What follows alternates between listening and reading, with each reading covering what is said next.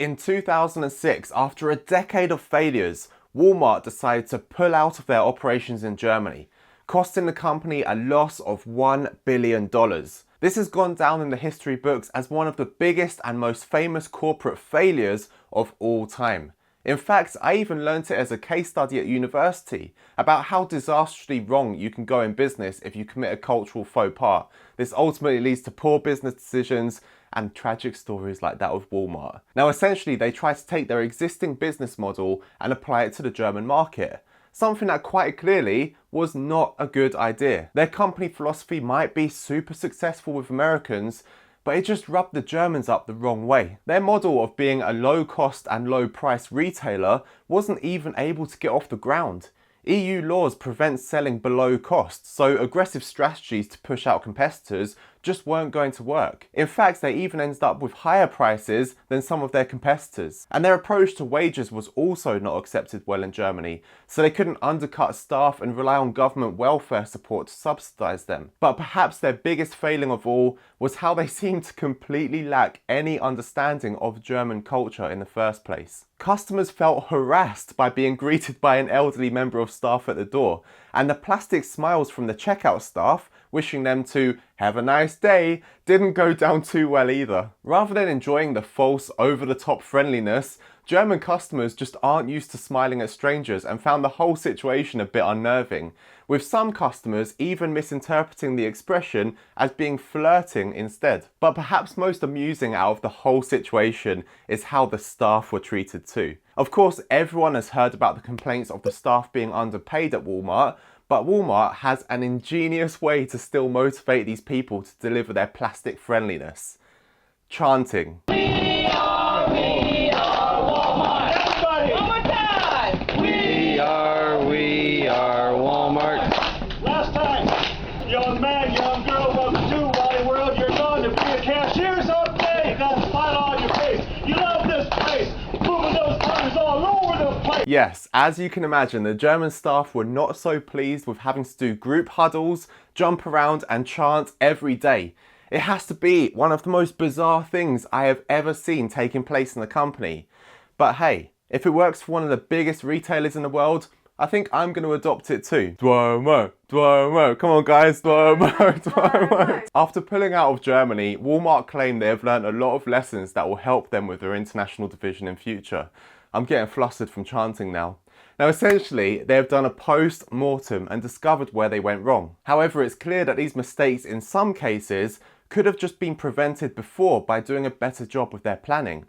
So how could they have avoided this costly, decade-long mistake? Well, this is where I want to introduce you to a really simple technique that will improve your decision-making in general, but specifically for trading and investing, it will help you to develop a more solid plan, or at least have a backup plan for various situations that can arise in the chaotic environment of the markets. This technique is one of the absolute favourites of the famous behavioural economist and psychologist Daniel Kahneman. There is another debiasing technique. It's actually my favorite. And in general, anything that he says is good or useful is definitely something you could take right to the bank, because his studies are absolutely invaluable for anyone that's serious about being active in the markets. But Kahneman even tells a story about when he explained this technique at one of his talks at the Economic Forum in Davos.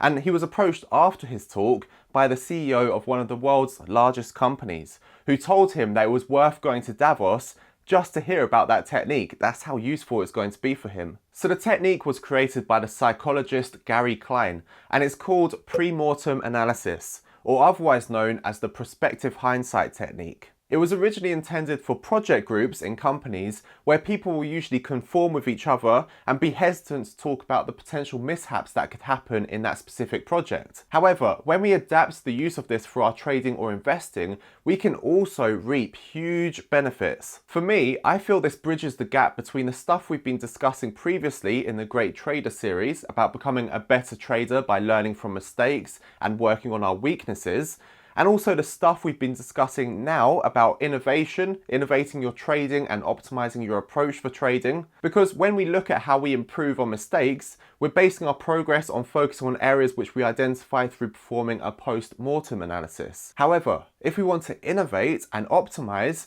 to an extent, we need to also learn in advance. So in this case, we need a pre-mortem. This also allows us to remove any bias from what we're doing. I mean, most traders will have a bias when they're opening a trade. They'll either be optimistic or pessimistic with their bias, depending on how successful their previous trades have been and just how confident they feel in general. Like, a beginner will be different to a market veteran. But unfortunately, both of these situations leads us to neglecting certain important information.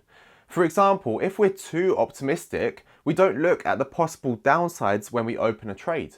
Or if we do, we don't tend to do it extensively enough for that situation. Like, we should go into a lot more detail, but because we're so optimistic, we don't. So a pre-mortem could fix this. Essentially, you have to ask yourself a question that's the theoretical opposite of a post-mortem. So imagine Walmart conducting their post-mortem after their failed German operations.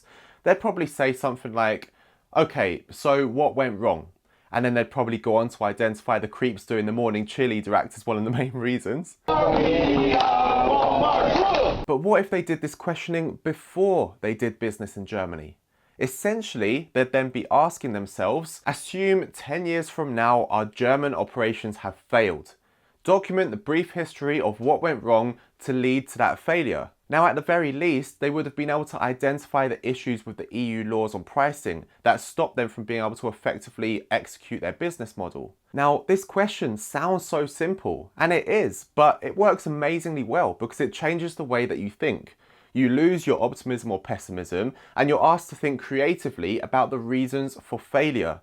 You no longer have one track in your thought process, you come at it from different angles, and it's really important. If we now think about our own trading or investing, and by the way, this works even better for investing decisions than for trading decisions, but both do work very well anyway. Although for trading, if you don't have long to make your decision, or if there aren't so many factors at play in the decision-making process, then obviously this might not be as useful. If you're time critical at that point, it might get in the way a little bit. But what we're basically trying to do is to become hindsight traders, like the analysts who write about why certain movements in the market happened, but we want to be prospective hindsight traders. So we're talking about things in hindsight, but before they happened. Sounds a bit strange, I know, but I really recommend that you try this approach. And in fact, there's a way to even take it to the next level altogether when we think about our innovation of our trading strategies and our approach to trading in general. In our last video about innovation in your trading or investing, I asked you to break down your trading into as many categories as possible so you can start looking for marginal gains, improving everything by just 1%. Well, what if we look at the prospective hindsight of each of those areas? What could go wrong with an investing decision or a trading session? Could it be linked to your sleep? Could it be linked to your money management? If you've broken down your approach into as many categories as possible of what could possibly affect your performance, you're going to have a lot more areas to look at for potential problems. And from that, you can then start to address these issues. Guys, this is a simple but very important technique to use so you can improve from the bottom upwards rather than always thinking in a macro perspective when we're talking about improving our trading. You may even be able to identify possible domino effects of problems and be able to nip it right in the bud, because remember, things are interdependent in your approach to trading. And guys, if it's promoted by Daniel Kahneman as being a great technique, then you better believe it's something that's going to significantly improve your decision making. So, thanks a lot for watching. If you have any questions or comments, leave them down below. Leave us a thumbs up if you enjoyed the Walmart chant, and check out the description box below for social links and extra free content for you. So, take care, and I'll see you in the next video very soon. Bye guys.